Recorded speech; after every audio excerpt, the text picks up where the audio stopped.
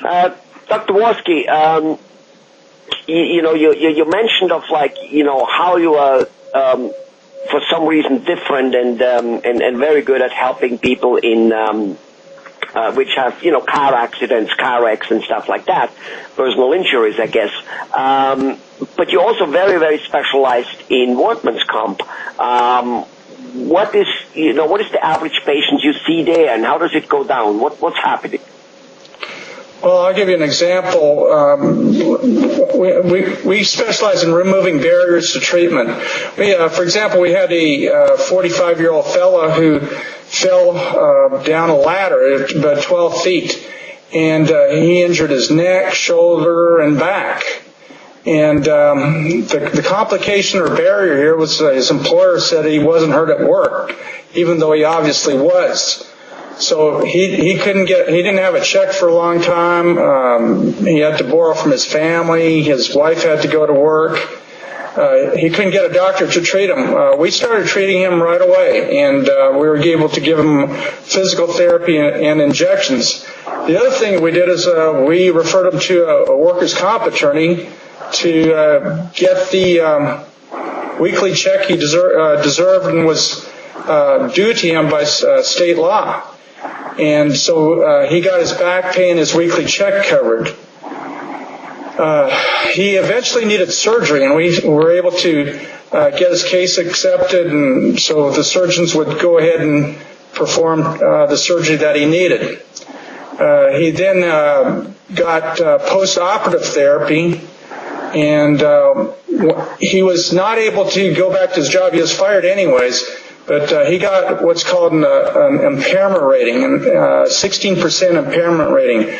And what that did is gave him about a year of weekly checks.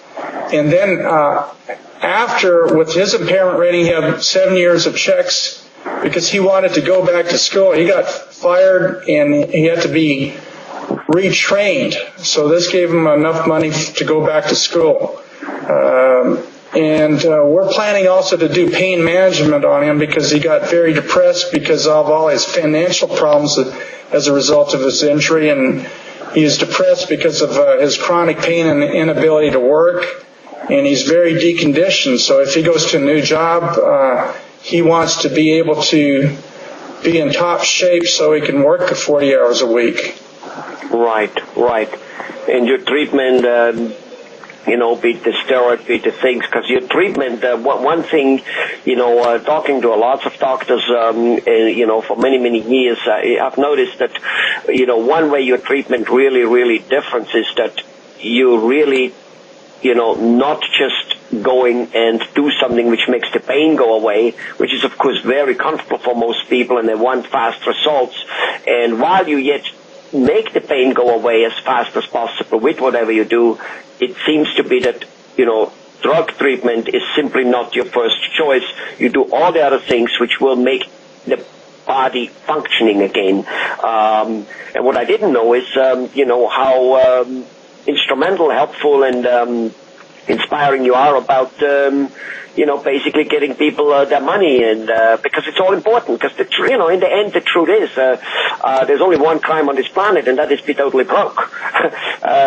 It's a bad situation to be in it, because yes, a doctor, even a priest for that much, or everybody needs money to do what they do. Otherwise, they cannot live and cannot help. But you nevertheless have found ways to immediately get a person in treatment regardless of what. That's quite a thing. I think people should take notice of that who watch this video, and because that can make all the difference in the world. And then a guy getting a year of check and back payment, well, again, besides getting well, huge difference. Thank you very much. Anything else you have to say on that subject? Yes, we can remove the barriers, and we can get patients the weekly checks and the final settlements to compensate them for their injury. This is all according to state law, and they're entitled to it, and we can help them get it. So you fight on that side for him also, not just go and that's you and your lawyer and you and your company. I'm here, I do the treatment, I get my money.